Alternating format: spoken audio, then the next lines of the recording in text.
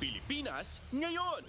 Narito na ang pinakamainit na mga balita na nakalap sa bawat sulok ng bansa. Ihahatid sa bawat Pilipino saan man kayo sa mundo. Ang Pilipinas ngayon. Pakinggan ang bawat kaganapan sa bawat lalawigan. Ito ang Pilipinas ngayon.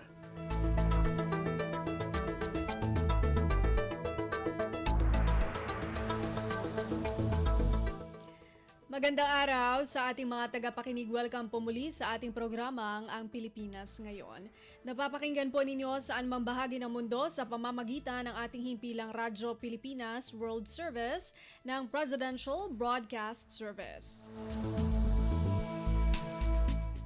Napapakinggan po tayo sa mga sumusunod na shortwave frequencies sa 9.960 MHz, 12.120 MHz, 15.190 MHz, sa ating audio streaming website bbspbs.com at sa ating official Facebook page, Radyo Pilipinas World Service. Ito po si Bea Gaza, samahan po ninyo ako sa kabuuan ng ating programa ngayong araw. Kapapalooban pa rin po ng mga mahahalagang balita mula dito sa ating bansa kasama na ang mga segmentong business, sports, showbiz at ang mga ulat mula sa iba't ibang rehiyon ng Pilipinas. Antabayanan po at sa inyo na sa ilang sandali ang kabuuan ng ating programang Ang Pilipinas Ngayon. Mga kaganapan sa Kamaynilaan at mga kalapit na lalawigan dito sa Ang Pilipinas Ngayon.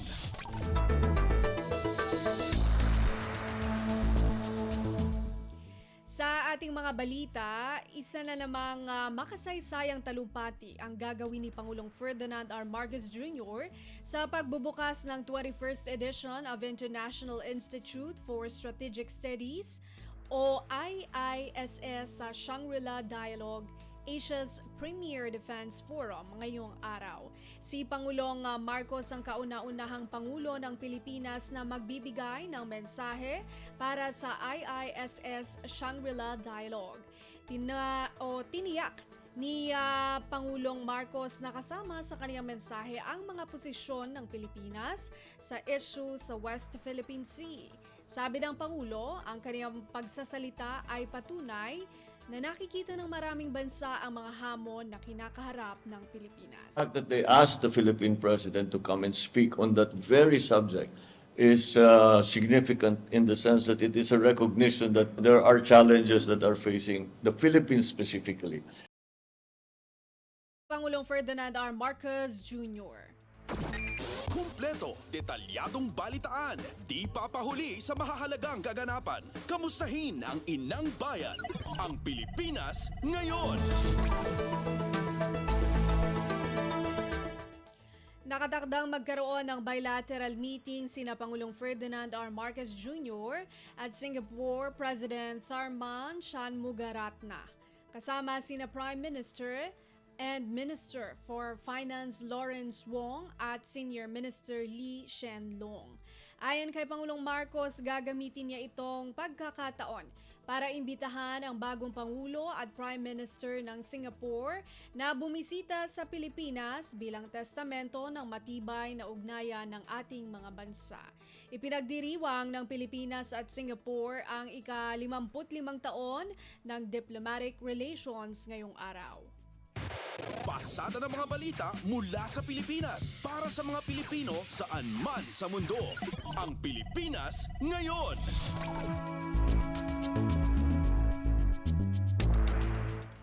Muling ipinahayag ni Pangulong Ferdinand R. Marcos Jr. ang pangako nito na mapagtibay pa ang ugnayang pangnegosyo ng Pilipinas at Brunei Darussalam at palaguin ang ekonomiya sa Association of Southeast Asian Nations o ASEAN. Muling iginiit ni Pangulong Marcos ang walang humpay na dedikasyon ng Pilipinas para sa regional economic integration sa iba't ibang larangan.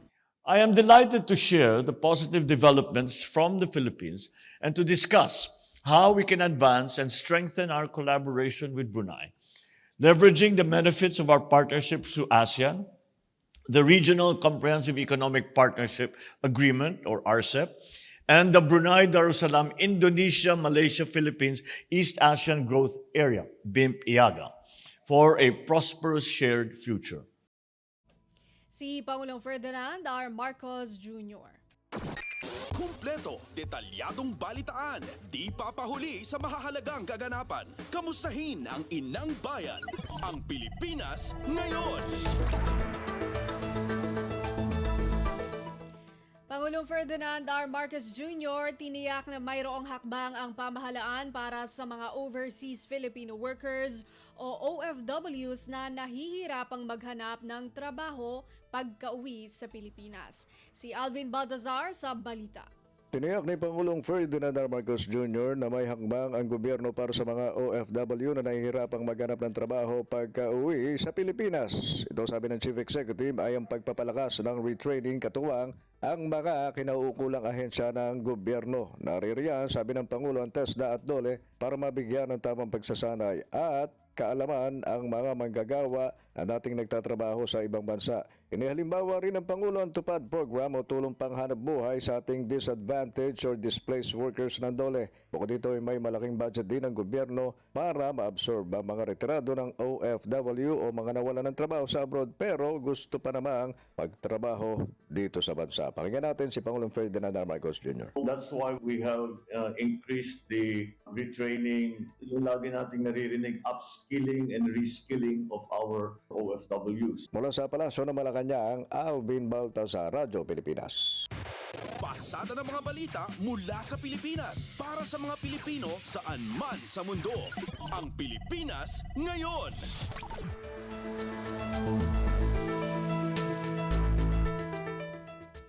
Muling itinalaga ni Pangulong Ferdinand R. Marcos Jr. si Undersecretary Claire Dennis Mapa bilang National Statistician and Civil Registrar General ng Philippine Statistics Authority o PSA. Inanunsyo ng Malacanang ang reappointment ni Mapa pati na rin ang pagkakatalaga kay Attorney Marlo Ignacio Cuadra bilang President at Chief Executive Officer ng John Hay Management Corporation.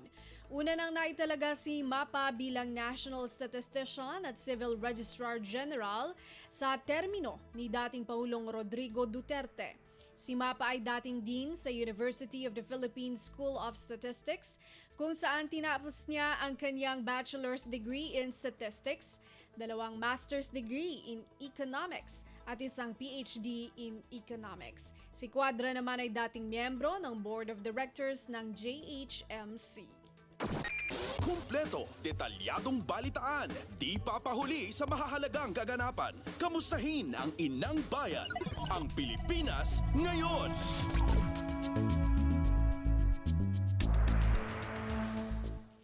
Tinatayang aabot sa 750 trackers ng agricultural products ang makikinabang sa toll fee rebates na epektibo na simula bukas, Hunyo 1. Ito ay sa ilalim ng AgriTrax Toll Rebate Program kung saan babawasan ang toll fee na babayaran ng mga accredited trackers ng Department of Agriculture o DA. Ayon kay Agriculture Secretary Francisco Kiko Chu Laurel Jr., malaki ang maitutulong ng programa sa presyo ng pagkain gaya ng bigas, mga gulay, isda at karne. Kasunod nito, nagpasalamat ang kalihim sa mga operator ng iba't ibang tollways sa Luzon sa pakikiisa sa naturang inisyatibo. Muli naman itong nagpaalala sa mga tracker na kailangang accredited ng DA at mayroong valid auto sweep o EC Strip RFID accounts para maging kwalipikado sa exemption na ito. Pasada ng mga balita mula sa Pilipinas para sa mga Pilipino saan man sa mundo. Ang Pilipinas ngayon.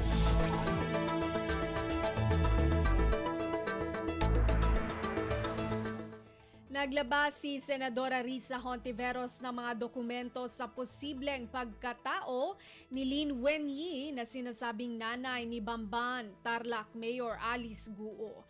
Kasunod ito ng pahayag ni Senador Win Gatchalian na may ilang residente ng Valenzuela na nagsasabing si Lin Wenyi, isang Chinese national, ang nanay ni Mayor Guo noong naninirahan pa sila sa lungsod. Sinabi ni Hontiveros na kabilang din sa kaniyang co-incorporators ng kaniyang 7 negosyo ang kaniyang mga kapatid na sina Sheila L. Guo at Siemen L. Guo, kaniyang tatay na si Jian Zong Guo at itong nagngangalang Lin Wenyi. Lumabas din sa record na itong si Lin Wenyi ay naglabas-masok sa bansa ng 170 beses sa loob ng 6 na taon, kasama ang tatay ni Mayor Alice Guo. Naglabas din si Hontiveros ng mga dokumento na nagpapatunay sa mga birthday at address ng mga co-incorporators ni Guo na umano'y kanyang pamilya. Kaya naman iginiit ni Hontiveros na marami ng imbento ang lumabas sa bibig ni Mayor Alice Guo sa mga nakaraang pagdinig sa Senado. Kumpleto, detalyadong balitaan, di papahuli sa mahahalagang kaganapan. Kamustahin ang inang bayan, ang Pilipinas ngayon.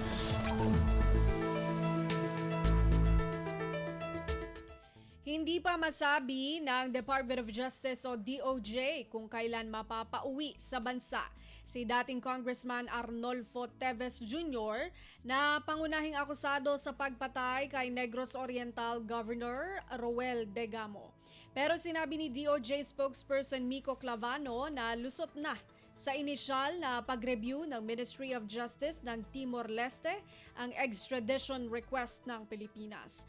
Ayon kay Clavano, isinumitin na ng Ministry of Justice sa Court of Appeals ng nasabing bansa ang kahilingan ng Pilipinas. Sa ngayon ay hinihintay na lang ng DOJ ang desisyon ng Appellate Court sa extradition request. Una nang nadakip ng mga otoridad si Teves noong Marso habang nasa golf course sa Timor-Leste. Pasada ng mga balita mula sa Pilipinas para sa mga Pilipino saan man sa mundo. Ang Pilipinas ngayon.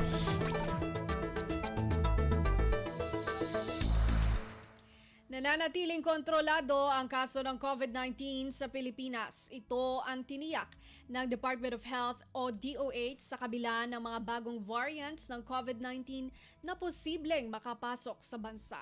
Ayon sa DOH, nananatiling low risk ang lahat ng rehiyon mula sa COVID-19. Sinabi rin ng kagawaran na walang matibay na basehan para maghigpit sa pagbiyahe. Samantala, masusi namang binabantayan ng Bureau of Quarantine ang points of entry sa buong bansa. Kumpleto, detalyadong balitaan, di papahuli sa mahahalagang kaganapan. Kamustahin ang inang bayan, ang Pilipinas ngayon. Pinsala ng bagyong Aghon sa sektor ng agrikultura umakyat na sa 84 na milyong piso ayon sa Department of Agriculture o DA. May report si Marian Bastasa. Lumobo pa sa 81.84 na milyong pisong naitala ng Department of Agriculture na halaga ng pinsalang idinulot ng bagyong Aghon sa sektor ng pagsasaka. Sa datos ng DADRM Operations Center, nasa higit 2,500 metriko tonelada na ang kabuang volume ng production loss sa sektor matapos na masalanta ang higit sa 900 ektarya ng sakahan.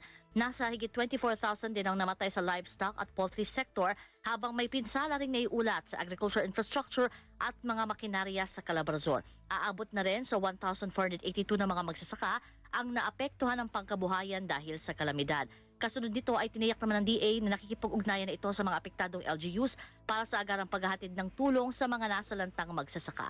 Kabilang sa inisyal na tulong ng DA, ang nasa 23 milyong halaga ng mga binhi, planting materials at biocontrol measures at pati na ang Survival and Recovery Loan Program mula naman sa Agricultural Credit Policy Council. Ito si Marian Bastasa para sa Radyo Pilipinas. Pasada ng mga balita mula sa Pilipinas para sa mga Pilipino saan man sa mundo. Ang Pilipinas ngayon.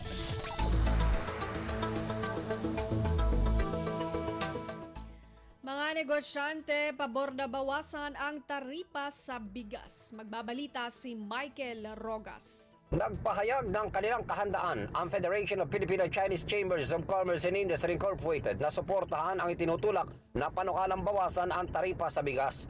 Ayon sa kanilang Pangulo na si Dr. Cecilio Pedro, malaki ang may tutulong nito sa taong bayan para maibaba ang kasalukuyang 35% sa mga imported na bigas. Bukod dito, bababa rin ang inflation rate ng ating bansa at may susulong din nito ang economic stability ng mga Pilipino consumer. Suportado rin ng Filipino-Chinese business community ang patuloy na pagtugon ng gobyerno na palakasin ang pagsasaka ng bansa upang hindi maging dependent sa imported rice. Handa daw ang kanilang hanay na tulungan ng pamahalaan at ang mga magsasaka para sa mga makabagong teknolohiya sa pagtatanim upang magkaroon ng food security ang Pilipinas. Una nang sinabi ni Finance Secretary Ralph Recto na aabot ang hanggang 5 piso ang mababawas sa kada kilo ng bigas kung bababaan ang taripa sa bigas. Ang hakbang na ito ng DOF ay upang masiguro ang abot kayang halaga ng presyo ng bigas na pangunahing pagkain ng bawat Pilipino. Ito si Michael Rogas para sa Radyo Pilipinas.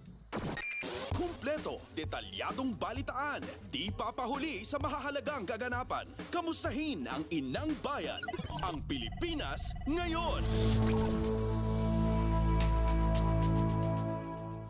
Highway Patrol Group o HPG nagbabala sa hindi otorisadong paggamit ng logo ng Philippine National Police o PNP. Ang ulat mula kay Leo Sarne. Nagbabala ang Philippine National Police Highway Patrol Group o HPG sa mga motoristang hindi pulis na gumagamit ng logo ng PNP. Ayon kay HPG NCR Director Colonel Neil Francia, hindi sila mangingiming sampahan ng kaso ang mga mapatunayang iligal na gumagamit sa PNP logo. Ginawa ni Colonel Francia ang payag matapos maaresto ang 2 MMDA personnel na nagdikit ng PNP logo sa kanilang motorsiklo habang nagbibigay ng escort sa isa umanong opisyal sa kahabaan ng Jokno Avenue sa Parañaque City. Ayon kay Francia, kahit lehitimo ang ginawang pag-escort ng 2 MMDA, questionable ang paggamit nila ng police marking sa kanilang mga motor dahil hindi anya sila otorisadong gumamit nito. Matatandaan na kamakailan lamang ay inaresto din ang isang HPG personnel na nag-moonlight bilang VIP escort kasama ang isang na-dismiss na sundalo na naglagay pa ng police logo sa kanyang motorsiklo para makapag-racket. Mula sa PNP, ito si Leo Sarne para sa Radyo Pilipinas. Pasada ng mga balita mula sa Pilipinas para sa mga Pilipino saan man sa mundo. Ang Pilipinas ngayon. Office of Civil Defense at National Risk Reduction Management Council hinikayat ang publiko na makiisa sa earthquake drill. Detalye ng balita mula kay J. Mark Dagala. Hinikayat ng Office of the Civil Defense at ng National Disaster Risk Reduction and Management Council ang publiko na makiisa sa isasagawang second quarter nationwide simultaneous earthquake drill sa susunod na buwan. Batay sa abiso ng NDRRMC, isasagawa na naturang earthquake drill sa Hunyo 28, ganap na ikalawa ng hapon. Layo na naturang earthquake drill na mahasa ang kamalayan ng publiko sa mga dapat gawin sa sandaling tumama na sa bansa ang pinangangambahang magnitude 8 na lindol na mas kilala sa tawag na The Big One. Una rito inahayag ng OCD sa pamagitan ni Defense Secretary Gilberto Teodoro Jr. na gagawin nilang level up ang mga susunod na pagsasanay na may kinalaman sa lindol.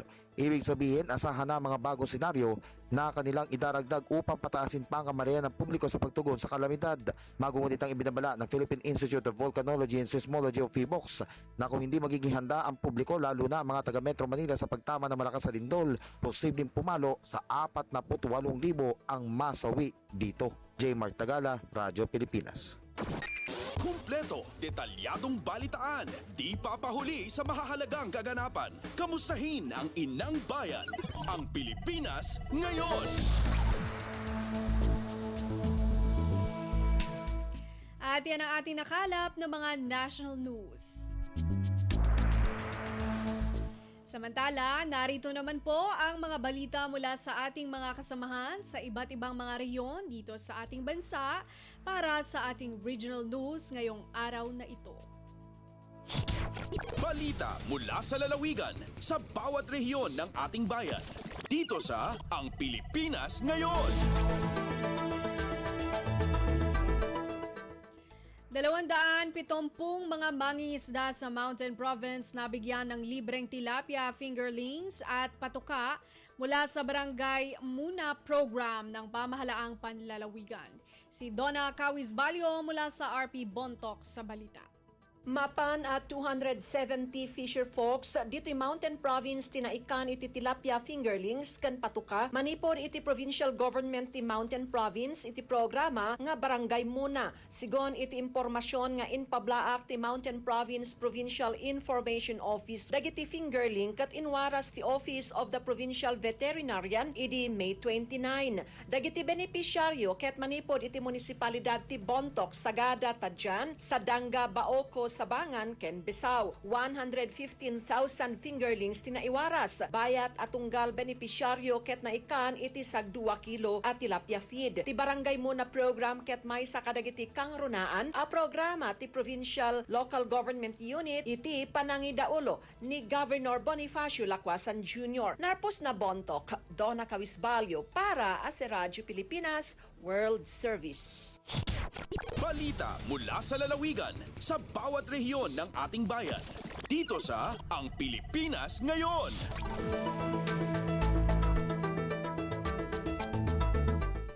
Maraming salamat, Donna Cawisbalyo. Mga residenteng apektado ng El Nino sa Kalinga nabigyan ng pansamantalang trabaho sa tulong ng Tupad Program.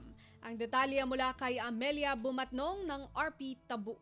Nasarong kinamagasot a residente ti Kalinga ang apektado ti El Nino phenomenon itinaikan iti emergency employment wenno trabaho babaen iti tulong panghanap buhay sa ating disadvantaged o displaced workers wenno tupad iti Department of Labor and Employment.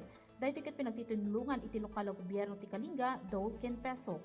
Dagiti benepisyaryo ket agtrabaho iti 15 nga aldaw anang rugi iti orientation iti May 24 ken agsweldo dagitoy base iti daily minimum wage ti rehiyon a 430 pesos.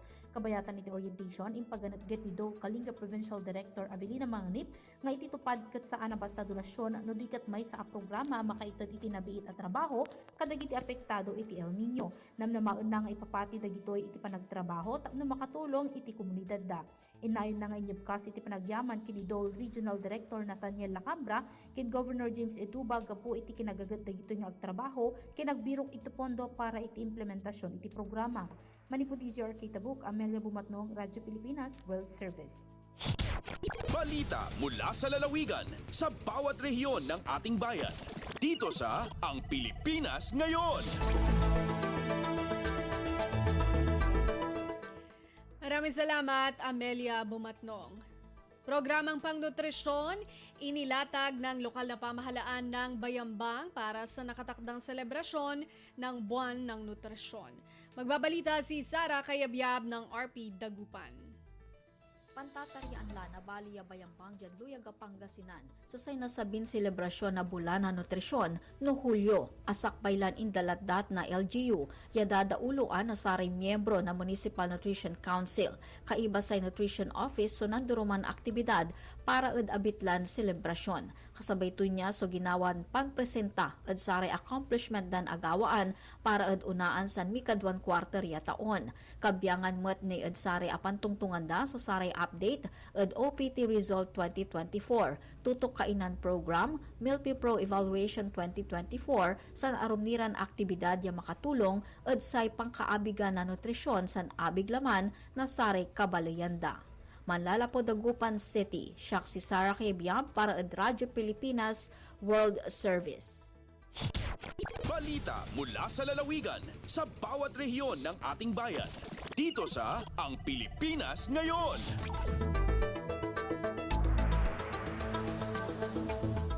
Maraming salamat, Sara Kayabyab. 3 makeshift classrooms itinurn over ng LGU, Local Government Unit ng Calbayog, Samar. Narito si Charmaine Perito ng RP Calbayog. Naging Manilang puso ng gindumara nga seremonya pag-turnover tulo ka bugos nga makeshift classrooms sa Lapaan Integrated School, Kagbayang Integrated School ug Panoypoy Integrated School, Syudad sang Calbayog. Sa mensahe ni Alcalde Raymond Uy durante sa seremonya, iya gintagan doon ang importansya sa pagmaintenar sa mga classrooms para masigurado nga padayon magagamitan panedukasyon sa masunod nga mga henerasyon.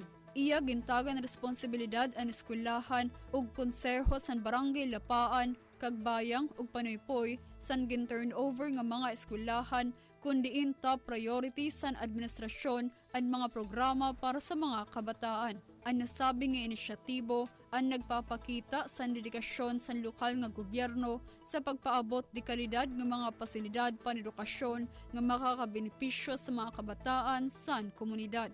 Tikang sa Radyo Pilipinas Kalbayog, Charmaine Perito para sa Radyo Pilipinas World Service. Balita mula sa lalawigan sa bawat rehiyon ng ating bayan. Dito sa Ang Pilipinas Ngayon.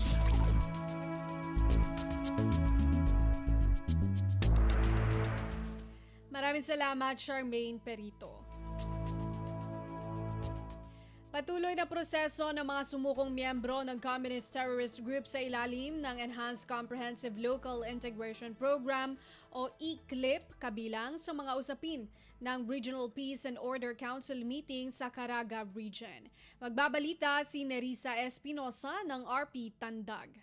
Sa gipaygayon nga panagpulong sa mga miyembro sa Regional Peace and Order Council kon ARPO Caraga niadtong Miyerkules, Mayo 29, pipila sa mga naisgutan maong padayon nga pagproseso sa mga nisurrender nga mga miyembro sa teroristang grupong New People's Army dinhi sa Rion, ilawom sa Enhanced Comprehensive Local Integration Program kon ECLIP. Mga accomplishments sa Caraga Regional Task Force to End Local Communist Armed Conflict kon RTF-LCAC, apil na usab ang kalabot sa kampanya kontra illegal nga droga sama sa Community-Based Drug Rehabilitation Program, Retold Community Support Program ug ang Support to Barangay Development Program. Samtang atulusab sa maong panagtigom, nanumpa sa iyang pangatungdanan ang bagong Regional Director sa Police Regional Office 13 nga si Police Brigadier General Alan Nazaro diha kang Surigao del Sur Governor Alexander Pimentel nga mo'y chairman sa ARPO Caraga. Gikan sa RP Tandag, kini si Nerissa Espinosa alang sa Radyo Pilipinas World Service. Balita mula sa lalawigan sa bawat rehiyon ng ating bayan. Dito sa Ang Pilipinas Ngayon.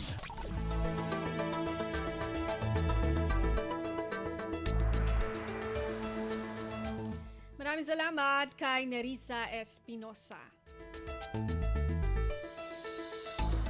Overseas Workers Welfare Administration o OWA-SULU bibigyang pagkilala ang kanilang Batch 2024 Scholar Graduates. Narito ang ulat ni Eloisa Muhammad ng RP Holo. Mabutang putak ti scholars in Overseas Workers Welfare Administration at OWA-SULU amon lamo da batch 2024 magtamat abihaon. Habay tahi Almubin Hasan, Family Welfare Officers in OWA-SULU, upat dunhay ni Inday Notre Dame of Apollo College, Simansuru State College, 5 isa Binha Mindanao State University Sulu. Makuyag pa biyagi Hasan, sinambok ang mga scholar nila in magna cum laude, amon hi Arkahir Alpapara, iwan cum laude, hi Al Rashid Biting, siwo nagtamat a course Bachelor of Science in Criminology in NDJC. Bihaon, tiyatakaran pa nila hikapan og sinupi sa region in medal para mag-graduate bilang panglagu iha pagmatuyo iban pagdihil halaka. Hapyag lulugtuan si mga kakasin nila yadto hagwa hula. Dengha RP Holo, Eloisa Muhammad para Radyo Pilipinas World Service. Balita mula sa lalawigan sa bawat rehiyon ng ating bayan. Dito sa Ang Pilipinas Ngayon. Narinig ba ninyo ang kabuuan ng mga balita mula po sa iba't ibang lalawigan dito sa Pilipinas sa pamamagitan po ng ating regional news. Samantala, susunod naman po ang ating balitang negosyo at kalakalan at balitang pampalakasan mula kay Leo Magpayo. Lagay ng ekonomiya, kalakalan, negosyo at iba pa. Atin ang alamin dito sa Ang Pilipinas Ngayon. Magandang araw, narito na po ang Balitang Business. Tinatayang nasa 150 basis points ang ibabawas ng Bangko Sentral ng Pilipinas o BSP sa interest rates ngayong taon base sa survey ng mga private sector analyst. Sa inilabas na Monetary Policy Report para sa Mayo taong 2024, ayon sa BSP survey, nasa 25 basis points hanggang 150 basis points ang policy rate cut hanggang matapos ang taon. Lumalabas sa survey na inaasahan ng karamihan sa mga analyst na hindi magbabago ang policy setting sa second quarter ng taon habang magkakaroon ng rate cut ng 25 basis points sa tatlong quarter. Una nang sinabi ni Central Bank Governor Eli Remolona na posibleng magkaroon ng interest rate cut ngayong darating na Agosto at bago matapos ang taon. Base sa pagtaya ng Monetary Board, nasa 25 basis points hanggang 50 basis points ang policy rate cut ngayong 2024. Samantala, ayon sa survey ng inflation expectation ngayong taon ay well-anchored. Ibig sabihin ay mananatiling pasok sa 2 hanggang 4% ang target band. Lagay ng ekonomiya, kalakalan, negosyo at iba pa. Atin ang alamin dito sa Ang Pilipinas Ngayon. Inanunsyo ng Toll Regulatory Board o TRB na tataas ang singil sa toll ng North Luzon Expressway o NLEX simula sa Hunyo 4. Ayon kay TRB spokesperson Julius Corpus, ito ang ikalawa at huling tranche ng inaprubahang toll rate adjustment. Para sa open system mula Balintawak sa Caloocan City hanggang Marilao sa Bulacan, 5 piso ang dagdag toll para sa Class 1 vehicle, 14 na piso naman para sa Class 2 at 17 piso para sa Class 3. Para naman sa closed system mula Bocaue sa Bulacan at Santa Ines sa Mabalacat City sa Pampanga, kasama ang Subic tipo, ay iiral ang per kilometer rates. Mula Marilao North patungong Santa Ines ay nasa 21 piso ang dagdag singil sa toll para sa Class 1, 54 na piso para sa Class 2 at 65 piso para naman sa Class 3 vehicles. Habang sa Subic tipo naman ay 2 piso ang dagdag toll para sa Class 1, 7 piso para sa Class 2 at 8 piso para sa Class 3. Para naman sa end-to-end point sa pagitan ng Metro Manila at Mabalacat City, Pampanga ay 27 piso ang dagdag toll para sa Class 1, 68 piso para sa Class 2 at 81 piso para sa Class 3 vehicles. Binigyan diin pa ni Corpus, dumaan sa regulatory procedures at review ang dagdag na singil sa toll ng NLEX. Matatandaan na ipinatupad ang unang tranche ng dagdag singil sa toll sa NLEX noong Mayo 25 ng nakalipas na taon. Lagay ng ekonomiya, kalakalan, negosyo at iba pa. Atin ang alamin dito sa Ang Pilipinas Ngayon. Posibleng maging operational na ang unang bahagi ng North-South Commuter Railway o NSCR sa taong 2026. Sinabi ni Philippine National Railways o PNR Chairman Michael Macapagal na maaaring ilang stasyon ng NSCR ay mabubuksan na sa susunod na taon. Ayon kay Macapagal na sa kabuuan, nasa 60% na ang proyekto. Subalit ang mga stasyon nito ay nasa 80 hanggang 70% na. Ang NSCR ay tatakbo mula Valenzuela patungong Clark sa Pampanga. Ito ay may 12 estasyon. Ang Valenzuela, Tabing Ilog, May Kawayan, Bocaue, Balagtas, Giginto, Malolos, Kalumpit, Apalit, San Fernando, Angeles at Clark. Nasa 147 kilometro ito at planong dugtungan pa ang istasyon sa Clark patungo sa Calamba sa Laguna.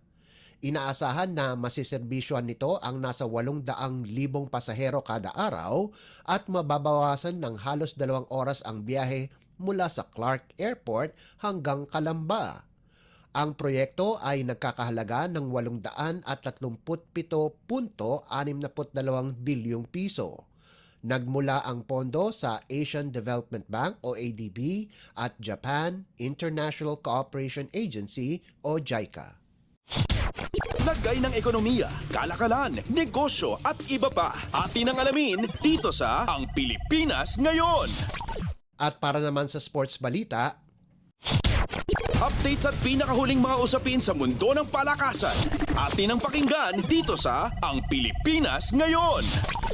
magiging parte ng Colegio de San Juan de Letran basketball coaching staff ang 2 nitong alumni. Kinumpirma ni Letran head coach Allen Ricardo na si Ray Nambatak ay mabibilang sa coaching staff ng Knights simula itong NCAA Season 100. Kasalukuyan naglalaro si Nambatak para sa Blackwater sa PBA. Naging miyembro ito ng Letran noong nagkampiyon ang koponan sa NCAA Men's Basketball Tournament noong taong 2015. Samantala, sinabi din ni Coach Ricardo na si Kevin Racal ay magiging kabilang ng coaching staff para sa Squires. Ka-teammate ni Nambatak si Racal noong nanalo sila sa NCAA at kasalukuyang player ito ng Converge sa PBA. Inaasahan ng Letran na mapapaganda ang kanilang tsansa para sa isang titulo pagkatapos ang malamyang performance ng Knights nitong season 99 kung saan nakakuha lamang ito ng 2 panalo sa loob ng 18 laro. Sa kabilang banda, ang Squires naman ay nakopo ang kanilang back-to-back juniors titles. Updates at pinakahuling mga usapin sa mundo ng palakasan. Atin ang pakinggan dito sa Ang Pilipinas Ngayon. Pagkatapos ang kanilang makasaysayang pagkopo sa bronze medal nitong 2024 AVC Challenge Cup, inanunsyo ng Philippine National Volleyball Federation o PNVF na balak nilang panatiliin ang kasalukuyang miyembro ng Alas Pilipinas at idagdag pa ang mga magagaling na collegiate players na sina Belia Bilen, Alaysa Solomon at Cassie Dongalio. Sa isang pahayag, sinabi ni PNVF President Ramon Tatsuzara na maganda ang naging chemistry ng mga players at sa konting panahon lamang ay maganda na ang kanilang na-achieve. Kaya't nararapat lamang, dagdag ni Suzara, na sila ay panatiliin sa squad para lalo silang lumakas at maging competitive. Naniniwala naman si Suzara na sa susunod na taon kung saan matutunghayan muli ang Southeast Asian o SEA Games na malaki ang kanilang pag-asa na makakopo ng medalya. Ang susunod na edisyon ng SEA Games ay gaganapin sa Thailand. Kasama sa orihinal na lineup ng Alas sina Belen at Solomon para sa AVC Challenge Cup, subalit hindi sila nakasama dahil may mga obligasyon pa ang mga ito sa eskwelahan at kailangan din nila ng pahinga dahil kakatapos lamang ng UAAP season. Samantala, si Dongalio naman ay pinalitan ni Ara Panike dahil nagpapahinga ito sa kanyang injury. Susunod na sasalang ang Alas sa isang exhibition match sa Korea, pagkatapos ay sasalang sila sa FIVB Challenger Cup at sa CV League. Binigyan din ng PNBF na balak nilang panatiliin si head coach Jorge Sauza de Brito dahil mapapaso na ang kanyang kontrata sa katapusan ng Hunyo. Updates at pinakahuling mga usapin sa mundo ng palakasan. Atin ang pakinggan dito sa Ang Pilipinas Ngayon. Kailangan na lamang ng 2 panalo ni Carlo Paalam para makapasok sa Paris Olympics pagkatapos manaig kay Artur Bazeyan ng Armenia sa isang split decision na panalo sa men's 57 kilograms at makapasok ng quarterfinals ng Second World Boxing Qualification na ginanap sa Bangkok, Thailand. Hinihintay na lamang ng Tokyo Olympics silver medalist kung sino ang magwawagi sa pagitan nina Li Chengwei ng Chinese Taipei at Jose de los Santos ng Dominican Republic na magsasagupaan itong Biyernes. Kinakailangan makapasok ng finals si Paalam para masiguro ang ticket sa Paris Games at makasama sina Yumir Marshall, Neste Petesio at Ira Villegas sa France. Kapag natalo si Marshall sa semifinals, ay magkakaroon ng box-off at kung sino ang mananalo ay makukuha ang huling ticket sa Olympics. Samantala, makakalaban ni Herji Bakyadan si Veronica Nakota ng Hungary sa Sabado. Kailangan makapasok ng semifinals ang 29 anyos na katutubong Baguio para makapasok sa Olympics. Updates at pinakahuling mga usapin sa mundo ng palakasan. Atin ang pakinggan dito sa Ang Pilipinas Ngayon. At yan ang pinakahuling balita sa larangan ng palakasan. Para sa Radyo Pilipinas World Service, ito po si Leo Magpayo. Magandang araw. Updates at pinakahuling mga usapin sa mundo ng palakasan. Atin ang pakinggan dito sa Ang Pilipinas Ngayon.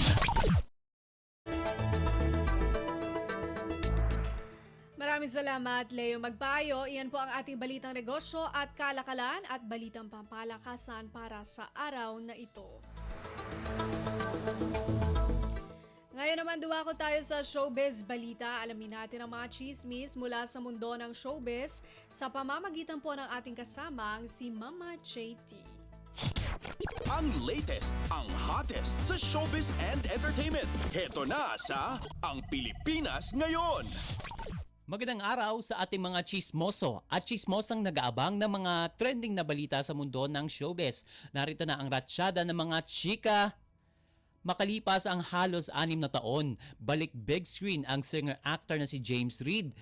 At kinumpirma ito mismo ni James sa panayam ng sikat na entertainment reporter na si MJ Felipe. Wala pang ibinigay na detalye ang aktor pero sinisimulan na raw itong lutuin kung saan siya ang magsisilbing producer at bida ng upcoming project. Nabanggit pa sa interview na may kinalaman sa musika ang gagawing pelikula. At kung inyong maalala, taong 2018 nang huling bumida si James, ito ay ang Never Not Love You, ang screen comeback nila ng dating girlfriend na si Nadine Lustre. Sa parehong taon, naging tampok din si James sa Philippine adaptation ng Korean film na Miss Granny kasama ang popstar royalty na si Sarah Geronimo. Kasunod niyan ay pagbibidaan sana niya ang bagong Pedro Penduko adaptation ng Viva Films, ngunit nakansela ito dahil sa tinamong spinal injury. Taong 2019 naman nang kumala si James sa Viva Agency dahil mas pinili niya ang kanyang tatay na mag-manage ng kanyang career. Kasunod niyan, itinayo rin ng aktor ang sarili niyang management, ang Reid Entertainment at ang record label na Careless Music. Samantala sa iba pa natin chika for today, nakamit ng singer-songwriter na si Moira De La Torre ang 2 bilyong streams sa Spotify. Sa ipinadalang press release ng talent management ni Moira na Cornerstone Entertainment, ibinandera nito ang panibagong milestone sa career ng singer. Sabi na sa nasabing pahayag, quote-unquote, Moira again creates history. Dominates Spotify by surpassing 2 billion streams across all credits. Bukod sa nalampasan ni Moira ang 2 billion streams, siya rin ang unang Filipino soloist at Filipino artist na narating ang ganitong milestone. Una na rin nakamit ng award-winning singer-songwriter ang naturang pagkilala na umabot sa 1 billion Spotify streams mark na isang indikasyon ng kanyang popularidad. Sa kasalukuyan ay nasa Amerika si Moira para sa kanyang 2024 World Tour kung saan nakatapos na siya ng 4 na state at pawang sold out lahat. At sa susunod na buwan sa June na yan, sa Canada naman ang destinasyon ng mga awit. At sa uli natin chika for today, dinedman na lang ng partner ni Andy Eigenman na si Filmar Alipayo ang mga naglalabasang balita tungkol sa di umano'y pakikipaglandian niya sa isang content creator na si Krista Liaging nang mag-cruise ang landas nila sa Siargao. Ang tinutukoy natin dyan ay ang viral TikTok video kung saan makikita ang malapitang pag-uusap ni na Filmar at Krista na pinagpiyasahan ng mga netizens at nilagyan ng mali siya na naging hot topic ng mga chismoso at chismosa sa social media. Tuluyan nang naglabas ng resibo ang champion surfer na magkasama pa rin sila ng kanyang fiancé na si Andy Eigenman. Nag-post si Filmar ng ilang sweet photos nila ni Andy at anak na si Lilo sa kanyang Instagram account na patama sa mga nangiintriga sa kanilang relasyon. At nagsalita na si Andy tungkol dyan sa viral video ng kanyang future husband. Anya, quote-unquote, he can go out with his friends, go drinking every once in a while, and chat with whoever he wants. No harm in that. Pagpapatuloy pa niya, what's shameful is purposely posting and editing a video to cause a stir, disturbing the peace of people and dragging them into their negativity just for some social media attention. At naglabas na rin ng official statement itong si Krista hinggil sa kontrobersya kung saan sinabi niyang hindi niya nilandi si Filmar. Sabi niya, quote-unquote, hindi totoo ang inyong iniisip at hindi totoo ang mga naglalabasang issue sa social media. Alam ko mga kaibigan na mali ako. Ako rin ang naglaglag sa aking sarili. At inamin naman niya na kasalanan din niya kung bakit sila nai-issue ngayon ng fiancé ni Andy. Pero inulit-ulit niya at ipinunto niya na walang landian na nangyari. And OMG, wala na tayong oras para sa ating balitang artista. Maraming salamat mga kachismis sa pakikinig sa aking mga chika for today. Ako po si Mama JT para sa Radyo Pilipinas World Service. Ang latest, ang hottest sa showbiz and entertainment. Heto na sa Ang Pilipinas Ngayon.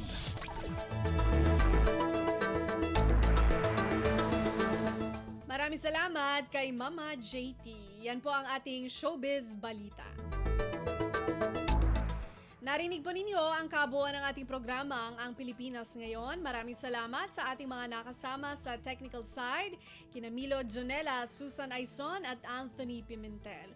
Maraming salamat din sa ating executive producers, Steph Vicente at Jerome Toledo, sa mga nag-ulat mula sa iba't ibang lalawigan ng ating bansa para sa ating regional news.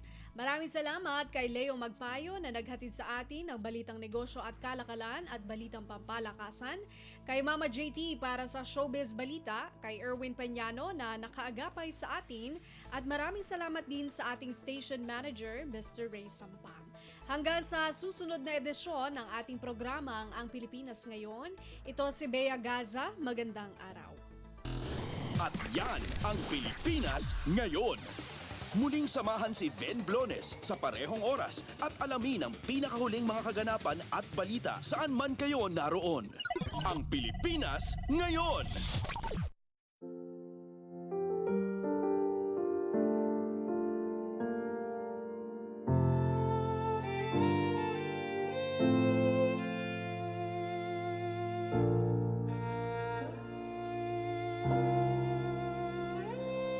Ang tanging may pamamaan ako'y edukasyong Pilipino. Tinuturong galing at talino para maabot ang pangarap mo. Ang tanging handog ko sa'yo'y edukasyong Pilipino. Diskarteng mula sa puso, mamamangha ang mundo. Matatag na mga guro, matatag sa mga pagsubok, matatag na mga mag-aaral, matatag na talino'y umiiral. Hinaharap ang hirap, walang takot sumugod, humahanap ng solusyon, ipaglaban ang edukasyon. Kabataang Pilipino, Muslim o Kristiyano, lahat ng paniniwala, lahat ng katutubo, may kapansanan, iba man kasarian. Ang ating pag-aaral ay ating karapatan. Ang ating pag-aaral, pang-ahon sa kahirapan. Matatag na mga guro, matatag sa mga pagsubok, matatag na mga mag-aaral, matatag na talino'y umiiral.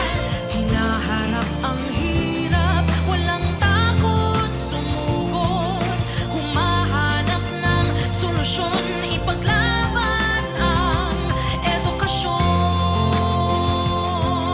Ang tanging alay ko sa'yo'y edukasyong Pilipino. Matapat ng pamamaraan, maunlad na kinabukasan.